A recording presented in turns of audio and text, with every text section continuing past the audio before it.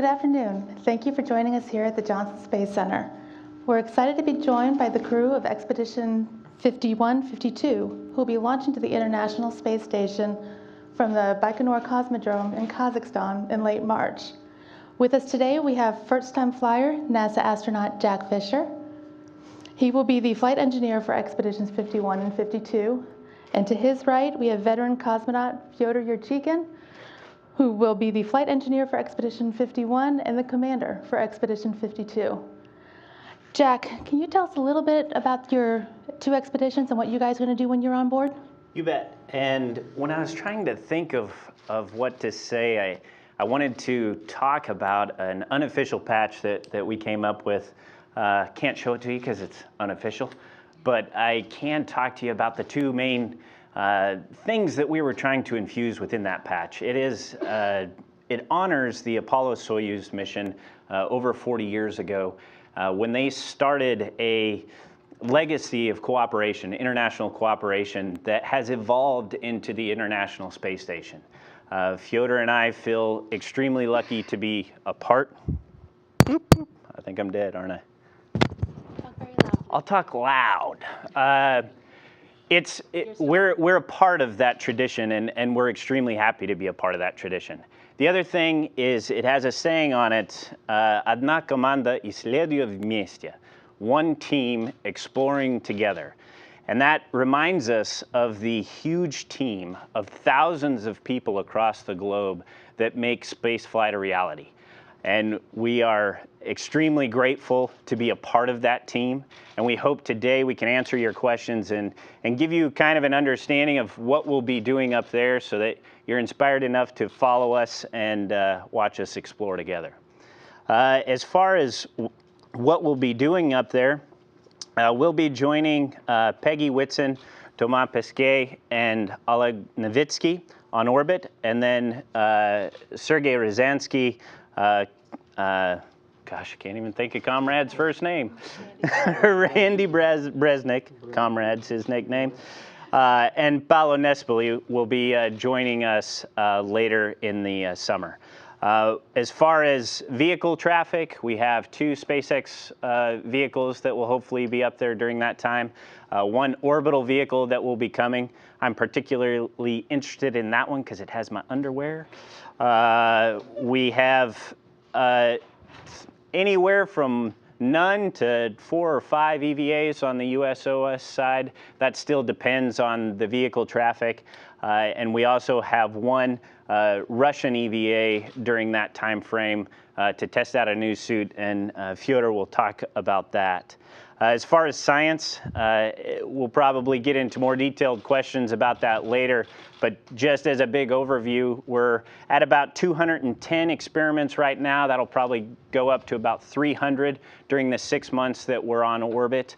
You know, the vast expanse of science and experiments that we've done on the space station over its lifetime is quite extensive, but the basic 4 tenets are off the Earth, for the Earth. So we are trying to benefit humanity in studying everything from medicines to new production techniques and the such. We're also trying to create a thriving commercial market in low Earth orbit, both through science and through the vehicles.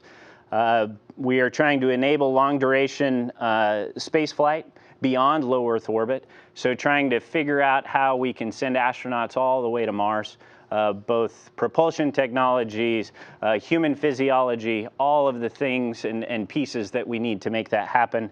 And then probably the most important, and this brings us back to the patch, to enable and serve as a basis for that international cooperation.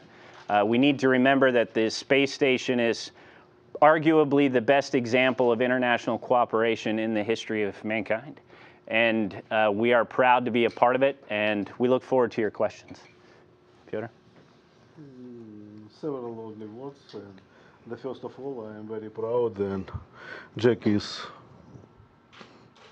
one of crew in my command. Yeah, and since my youngest age, I like it space program. I like it everything about space, and I remember very well because I was enough big boy when in 1973 the Soviet Union and the United States began this great program. Soyuz Apollo program, Apollo Soyuz program from American. And when Jack told me, then it's his real, the one of greatest program in the world. Yeah, thank you, Jack. Yes, for what reason Jack told we have unusual patch, one team exploring together. About our job, we just a little cut our time now. Thank you, our chiefs, and we began our launch data now end of March. It's possible several possibilities, but we're ready for flight because we finished like backup crew member, and from Russian side it's again one progress we will have, and one very special, I hope it's my job, and I hope I, with Sergei Ryazansky, do it this EVA because we should test it its new generation spacesuits, Russian spacesuits, Orlan MKS, and I hope we will have this very interesting, very explore EVA in Russian segment. And of course, we have a lot of medicine tests, geophysical, astrophysical, etc., etc., etc. Thank you. We'll now take some questions for the crew. We'll start with the media here at Johnson Space Center. Then we'll take questions from other centers, reporters on the phone bridge, and then we'll take some social media questions. If you'd like to ask a question on social media, please use the hashtag AskNASA. For those on the phone bridge, please press *1 if you have a question, and *2 to withdraw your question if it's already been answered. In the room, Mark? Oh, thank you. Mark Carreau for Aviation Week, and I think this is for Jack. What sorts of activities, operations to further commercial crew do you anticipate, or are you prepared to do? I know things have to arrive at the right time so you can participate, but as you go into this, at this point, what do you foresee or even hope you'll get to do to further that objective? Well, originally during our increment before we moved, we were supposed to have the demo mission for SpaceX and Boeing. Obviously, those have slipped a little bit, and we've slipped the other direction. So unfortunately, we're completely out of the time frame now.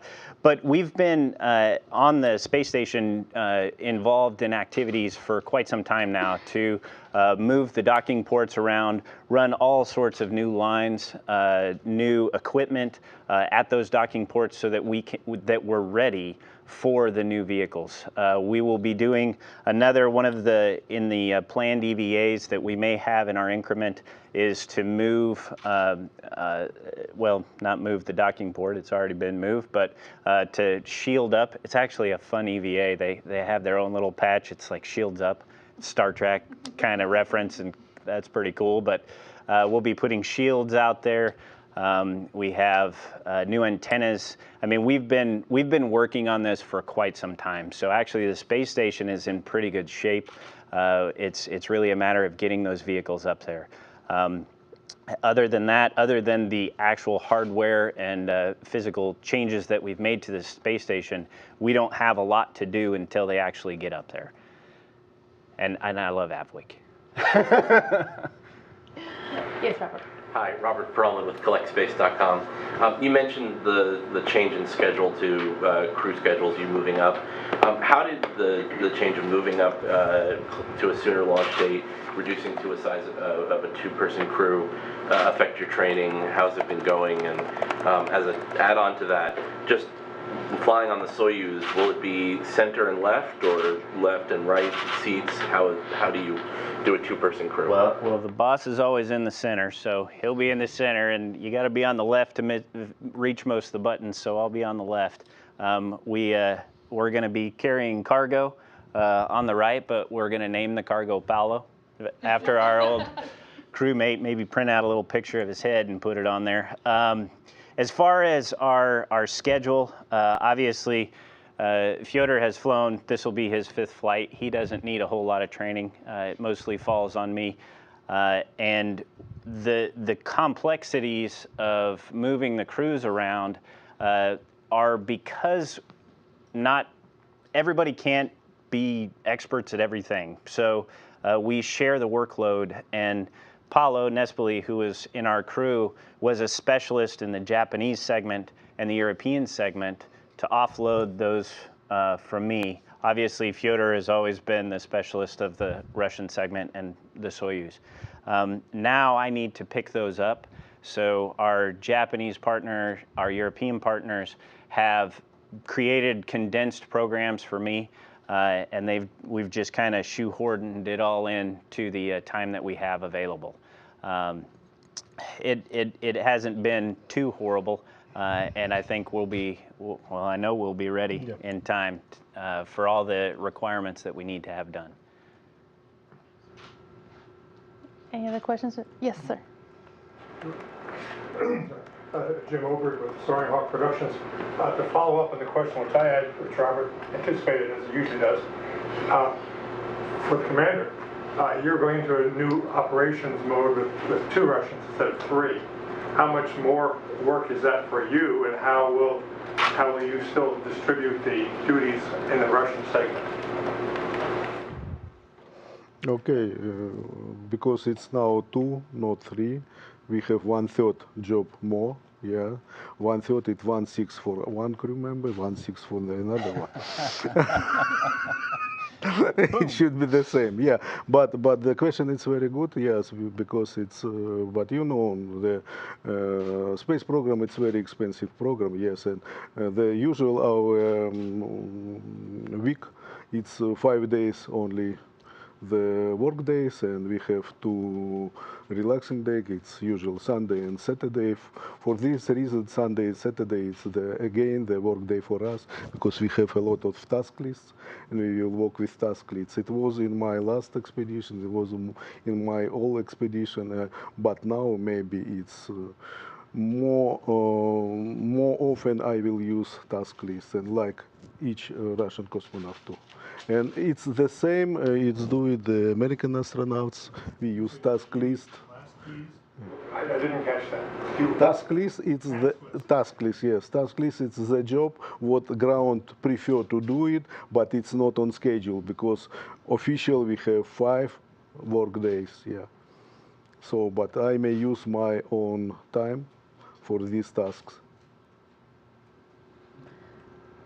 What would you like to do on your own time? It's not enough time on space, because all my flights, the last day, last expedition days, I take, oh my God, I forgot to do it, this one. Give me 1 month more, maybe I finished all my jobs. Yes, but time is time for another crew member. But usual in, if it's free time, my time, yes. Of course, it's mail, call ground, call my friends, of course, call the family, send mails, take a picture, because it's number 1 for me. I want to take a pictures. The life, it's very changeable. And if it's possible, I would like to each human from Earth planet to check how beautiful Earth planet is from space. And it's the time for task. If you ask me what do you do task I prefer, of course the first it's technical, like new technology. For example, Russian experiment, it's Kolonovsky crystal. It's very interesting. From new technology experiment. I'm not sure how we will use now the plasmin crystal. It's one of the greatest experiment in space station, because it's located now in Columbus, in European model, and I had enough training with this equipment too, but now it should schedule by ESA's MCC. I like it astrophysical, I like it geophysical, of course, a lot of ecological programs, and I working with ecological programs. It's many. Unfortunately, maybe medicine it's not prime for me, but I understand very well. It's important for ground, and Not maybe with big smile, but I continued working with medicine program too. You become the oldest member. No, the Paolo coming. Paolo. Coming, and Paolo could be Paolo. We hope we met Paolo in space, and he coming for long duration flight. The first first man who flown when he will be exactly 60 years. Mm-hmm. Yeah, it should be the record for station. I am not so old. Sorry. You?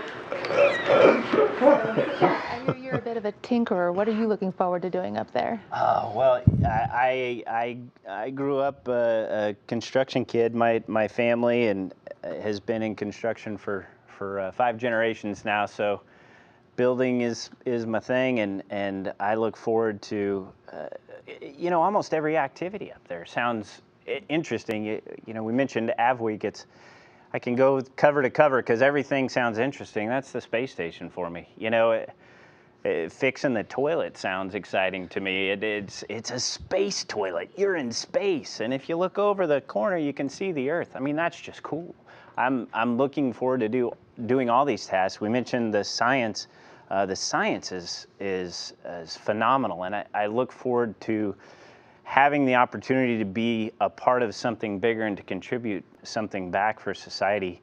I know the payload folks have all the different categories. They actually made an acronym. Are you ready for this? It's HOTI. It's after my wife. I didn't spell it quite right, but you have to work with me because it's a cool acronym.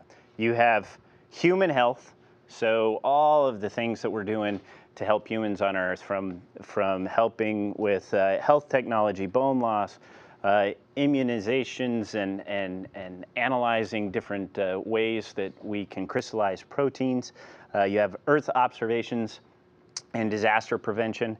We actually cover with the space station orbit 80% of the landmass and 90% of the population on planet Earth. So it gives us a unique ability to every single 90 minutes go around the Earth and help from a unique orbit to give those observations back to the Earth. Innovative technology, man, there's no shortage of that. We have we mentioned combustion experiments where, because there's no convection or sedimentation on orbit with microgravity, the flames actually burn outward. So they have unique characteristics. We have an experiment called Cool Flame that looks at that, and we're looking at different ways to have more efficient combustion engines. There's just a lot of applications for that. We're also looking at technologies that can help us as we explore deeper into the cosmos. We have the ability, because of that lack of convection and sedimentation, to create alloys that are much stronger, much lighter, and have much greater characteristics for any application. We also are looking at different technologies for workout gear. We have a thing called Med2, which is our new workout device, because we're not going to have quite as much room as the space station as we go to Mars. So I look forward to working with that. The economic development is huge. Obviously, we mentioned commercial crew, but that's not the end of it. We have an international laboratory that is actually getting science experiments now. NanoRacks is a great example of a business that NASA is a customer of on the space station. So we have this great platform, all the power, all the data, all the things you need to investigate in this very unique environment. And all you got to do is contact a commercial provider and get your stuff up there. So that's exciting. And then probably the most important to me personally is the inspiration and the education. So education is where it all starts. I remember when I was applying to the astronaut corps, I was at Edwards Air Force Base. I was flying F-22s. I was in a room with 50 engineers, all my control room, and they're like, "Hey, we hear you're applying." I'm like, "Absolutely." And they're like, oh, we're very excited about it. I'm like, well, just out of curiosity, how many of you guys, you know, are interested in space? They all raise their hand. I'm like, well, you know, what inspired you to get into this business? And one guy said, well, the moon landing for me. And I said, how many of you guys were inspired to become engineers because of the space program? The entire room raised their hands. So you know, we talk about the benefits of the space station a lot, and you always have to have the hard numbers, but that leveraged effect of inspiration is something you just can't measure. And that's the most important thing that we bring to the fight. This is an exciting time for us, probably the most exciting time in my lifetime, because we're about to make some big steps. We have commercial crew just exploding. We have a commercial enterprise exploding. And we have huge rockets. All the countries have signed on to continue the space station to 2024. And we're looking further and deeper, and it's exciting. So what am I excited about? What am I not excited about? The education part. We actually have some groups in the audience. We have some of our co-ops and interns, as well as some of the trainers. So Okay. Prepare yourself for some hard questions. Gosh. We just So- had an exam this morning, and we don't need any more questions from our trainers. So you young folks, this is a great chance. Does anybody have any questions? Yes, sir. I guess for Mr. Fischer, you Go ahead said. and stand up so we can see. Oh, lovely. So you said you're married. I'm curious, kind of what goes on when you tell your wife you're going to space for 6 months. Well, it happened. She's sitting over there. She's the hot blonde chick over there. You know, my wife, and I'm not going to look at her, I'll start leaking, but she has been an Air Force wife for a long time. She's used to me being gone, me being deployed, and a military wife or spouse takes something special. They have to be very strong. They have to be very independent, and we call it the little red hen syndrome in our house. You know, I'm going to do it myself. They just have to be incredibly strong. She's been married to that for a long time, so I don't think there was really any difference whether I'm going getting shot at or getting shot off a rocket. You can ask her, but I think it's about the same. Our relationship hasn't really changed that much.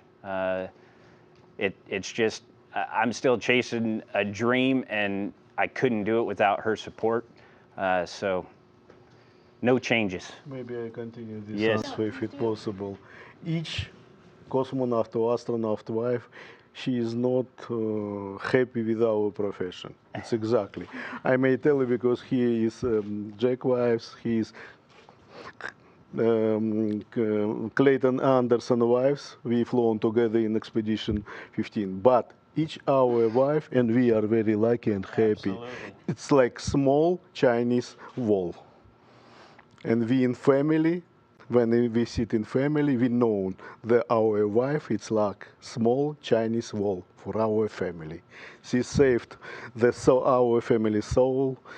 This, our wife saved our daughters. We have 2 daughters. Yeah, our child, and we are maybe very happy when we return home and check the home exactly the same, looks like the same, everything on the place. I like it to check the rooms, and my wife, it's like guide for me.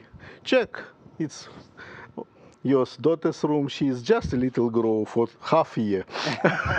It's like this. So we are happy. We have great wives. Absolutely.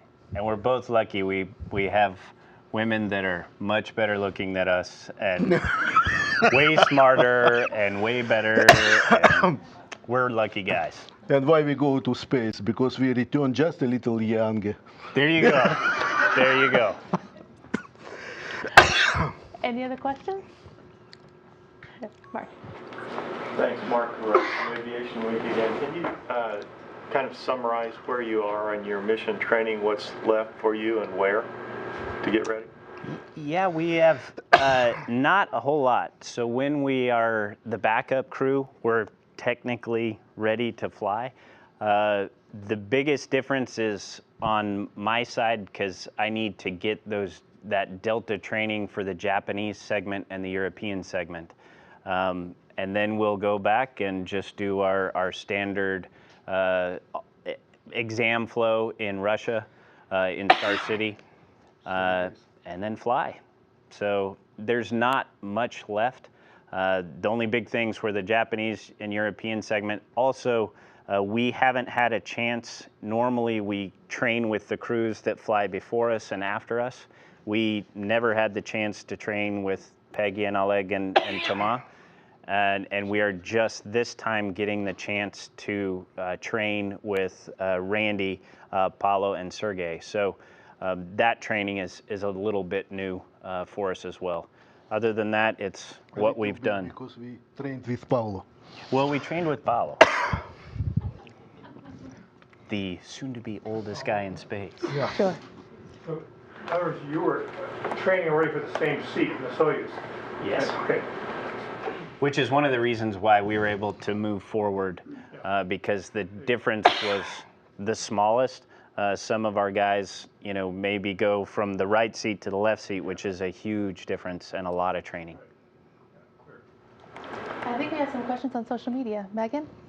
We have one on Twitter. Jack, have you been given any great pieces of advice or guidance from your classmates who have already flown? I don't know. I've gotten certainly advice from my classmates. I think the best advice I've gotten is from Peggy. I'm very lucky. I'm like the cream filling in an Oreo of awesomeness because I have Peggy Whitson on one side and Fyodor Yurchikhin on the other, two extremely experienced people. So I've gotten a lot of advice from Fyodor. I always do. Peggy, I think the best thing she told me was space flight is a gift, and you better take it as that, make the most out of it, and I've certainly tried to, and I will continue to do so. Thank you. Another one, how long does the entire process take from liftoff to docking? Well, we hope less. So normally in the past it took 2 days. Then there for a while we were doing 4 orbit rendezvous, so about 6 hours. The new vehicle actually has a system that's like a GPS system that can calculate the state vector without talking to the ground. So if we're, depending on what our launch date becomes, we could conceivably do it in 3 orbits. And once the new Soyuz rocket comes out, you can do it in 2 orbits. So it would be pretty cool to be up on the space station in 3 hours. For us, if we could do it in 4.5, that'd be pretty awesome. Yeah. Another question on Facebook from Linda. Is it a requirement that astronauts and cosmonauts be fluent in both English and Russian? Well, I'm not fluent. Fyodor's been doing this for 20 years, so he's a lot better than me. In fact, we were doing the commission, and there's a word spasiba for thank you. And then there's poblagodarit, which is all fancy. And I tried to say that and froze. It's when it comes to speaking about the Soyuz, I can do pretty darn well. When it talks speaking about life or the weather, it gets pretty rusty quick. So it's not a requirement, but absolutely, I would recommend to everyone, every young person in the country, that if you aren't fluent in a language, you better get that way, because the world is getting smaller. When I grew up, and certainly when Fyodor grew up, you didn't need to have multiple languages. We were not as, the world wasn't as small as it is now. Now we need to, and the more languages you can learn, the easier they come. So definitely recommend to the young people to pursue that aggressively pursue that. Another question on Facebook from L. What experiments are you most looking forward to? Well, there's a new, I mentioned a lot of them already that I'm excited about. That Med 2 sounds fun.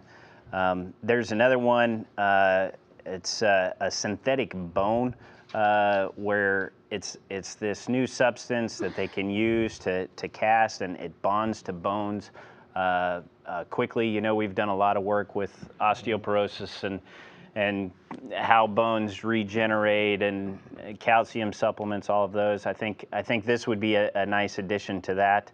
I'm very excited about the protein crystals because it gives us a huge opportunity to crystals form perfectly on orbit. So there's no variables due to gravity, that sedimentation that we talked about before. And if you have a perfect model, you can more thoroughly understand the substance and find out how it interacts with diseases. Things are more virulent, viruses are more virulent on orbit, so that also gives you an advantage. We're eliminating some of the variables in studying these medicines and these diseases on orbit that I hope give us an opportunity to find those big discoveries and to cure the diseases that we just haven't been able to on the ground. So Fyodor, what are you most looking forward to doing again when you go back?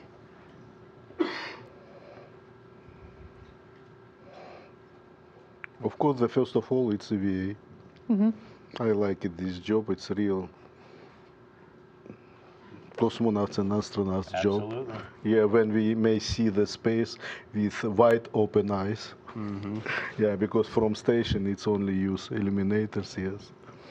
It's the first.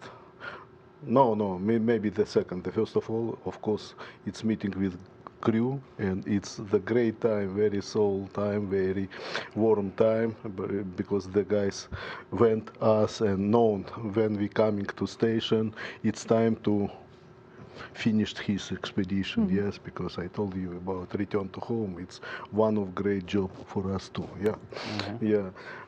For experiments, and again, I told you about technological experiments. I like it. I like it as observation experiments and check how change some places on the world from last my flight. Yeah, it's sometimes it's terrible. Yeah, because you may check how glaciers it's smallest than in last time, but sometimes, for example, in 2010 the glaciers it was biggest than in 2007. It was good news too. Yeah, and sometimes it's changed. The terrible places, it's the Amazon River and the trees and forest around rainforest around Amazon rivers. It's the humans problem, but we continue this job, we take pictures, and so it's a lot of jobs, and I would like to check again the clouds, because I like to take clouds, and the clouds it's like amazing view in our life, and this is a view like the one of child told me that we look the usual clouds, you look the back of these clouds. Yeah, and I thought, yes, it's back of clouds. Completely different side. It's different side, yeah. So it's many, and each, and I hope the new flight, like each my flight, give me more surprise, more good views, more good good task for observations, and I have several tasks. I never take a picture with island San Paulo in middle of Atlantic Ocean. It's very small, but each cosmonaut and astronaut like it to take the picture. The NASA's sent the Taj Mahal and then Chinese Wall. It's several tasks. I never take these pictures. Yeah, I tried again, but unfortunately. Gotta keep flying till you get them. So what are you looking forward to doing when you get up there, Jack, since it's all new for you? Well, like I said, just about everything. But if I got to go outside, that would be the ultimate. So I would really like to do an EVA. Are there any other questions from the audience? Any of his trainers have any hard questions for him? No, they don't. Yay. Come on, man. An easy one. You guys talked about all of the training and having to compress it, and you go to multiple centers and you do payloads and systems and all of that. Is there any part of your training that stands out, was memorable, good, or funny, or entertaining, or some system that you preferred training on? Just kind of something personal for you guys. Careful how you answer if you still have exams left, by the way. Let's see. Which instructors are here? I enjoy it because it's all been interesting. It's a lot harder in Russia because I have to flip on the Russian side of my brain, and it's not very big, so I have to work a lot harder there. I think the most fun I have is in the pool. So training for EVAs, I just love getting in the water. So that's probably my favorite. And for me, now it's the time when we began training, yes, it's a lot of training. It's a lot of emergency scenarios, etc., etc. Now we know it's only a few. It's good news. Only wait just a little, repeat again. It's a few pilot trainings, a few scenarios, and just a little. Terrible time in Russia when we have complex exams. We should pass these exams in Russia. It's two different kind of training here and in Russian side. Yeah, in Russian side, it's more complexable last training.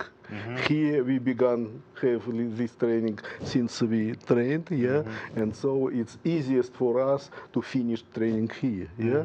In Russia, it's like suppressed, and last one. And the last one is just a big long.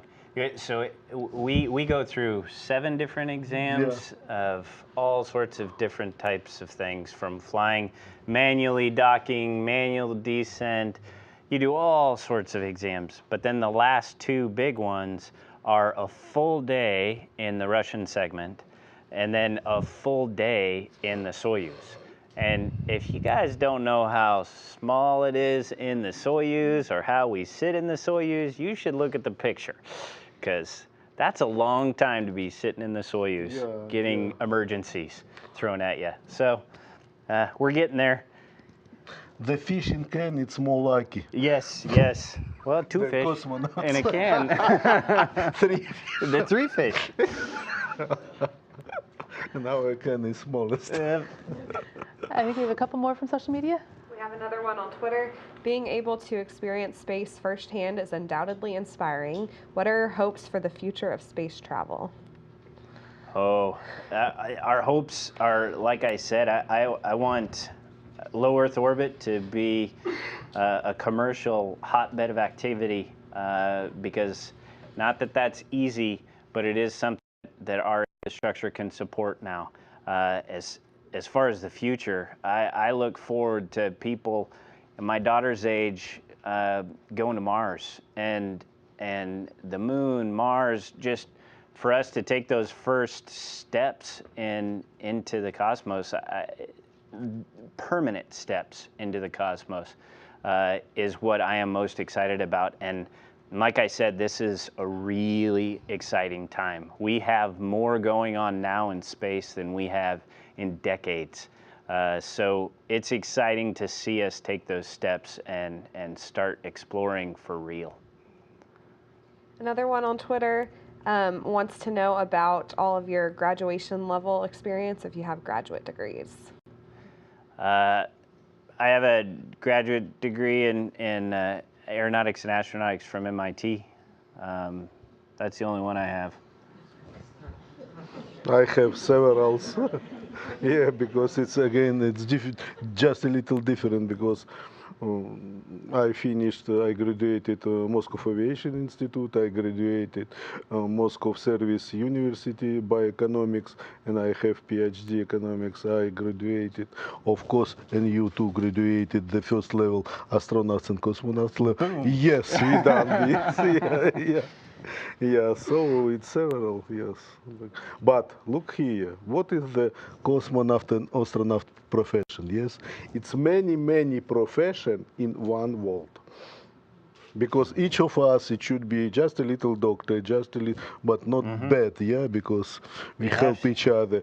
Just a little photographer, just a little engineer, just a little worker, scientist, dentist.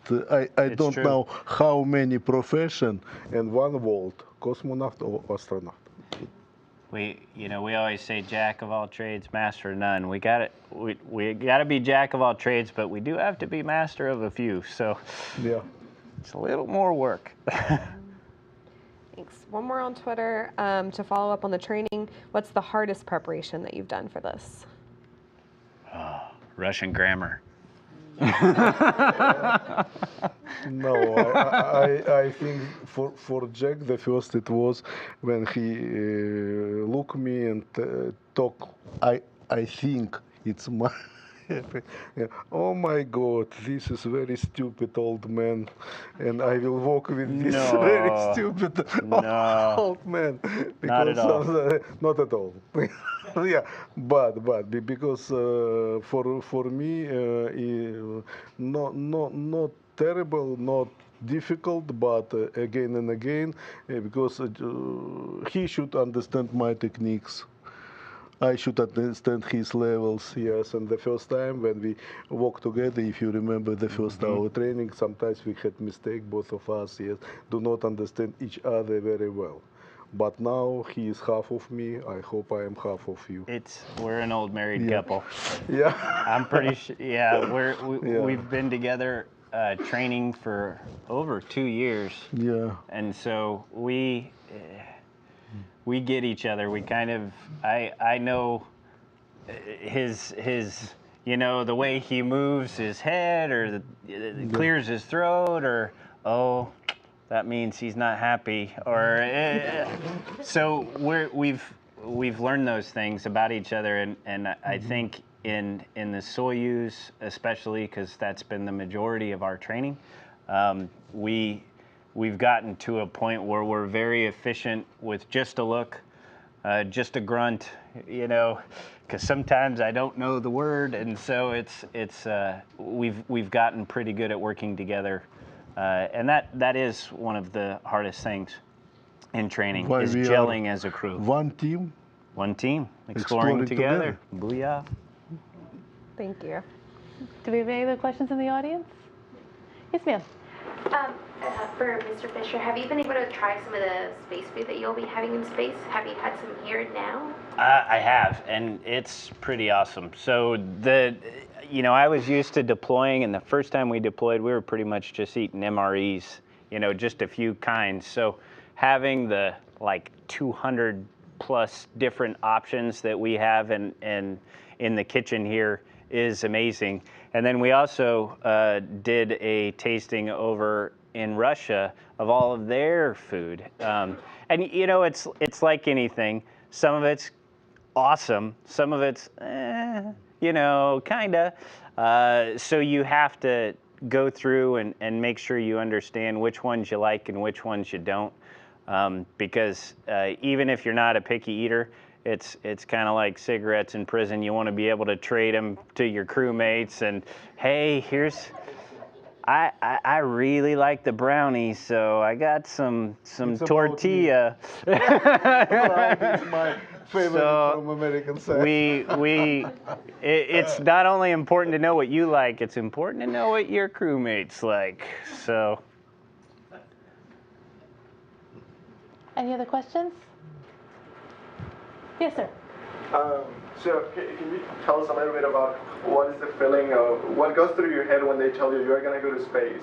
What personally, like, you have excitement, or can you tell us a little bit about that? So for me, obviously it was very exciting when I got selected for a mission. But I'll tell you a story about when they called me to come down to Houston. So I was supposed to deploy to Iraq for a year, and I was home for a couple weeks before that, and that's when we got the call. And so I was actually home My wife and kids and my beagle were home, and we got the call. And you know, we've been waiting, because when you're going through the selection process, it's kind of a nerve-wracking, year-long event of interviews and everything else. So we'd been waiting, and I pick up the phone, and you know, my wife kind of looked at me.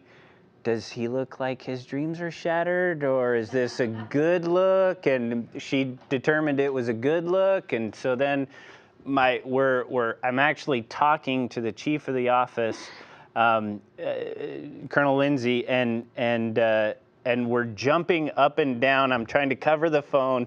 We're all hugging, all four of us, and then my little beagle's just jumping on his hind legs around us. So it was a you know, pogo stick of excitement, I guess you could call it. And you know, it's hard to describe.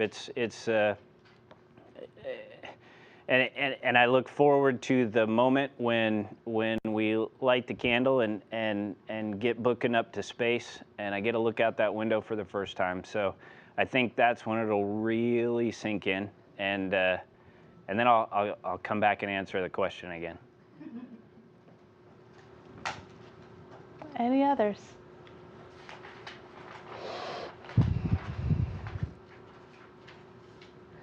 All right, well, thank you for being part of the Expedition 5152 Crew News Conference. You can find Jack on Twitter at @astro_2fish.